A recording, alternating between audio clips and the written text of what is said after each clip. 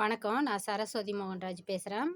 இப்போ இந்த ஃபோட்டோ இந்த சிலை நான் தீபாவளி நோன்புக்காக எடுத்துகிட்டு வந்தேன், வாங்கிட்டு வந்தேன். இது வெறும் தகரம் தான்.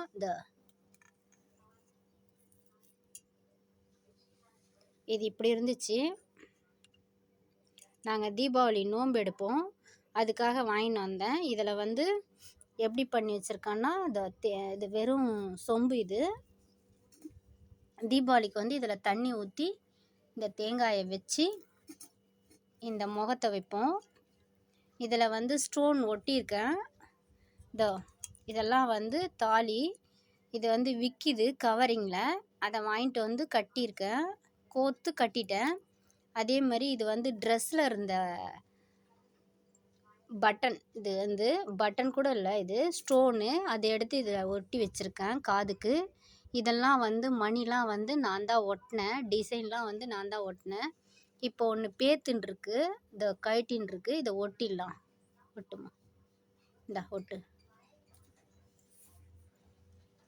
கொஞ்சமா.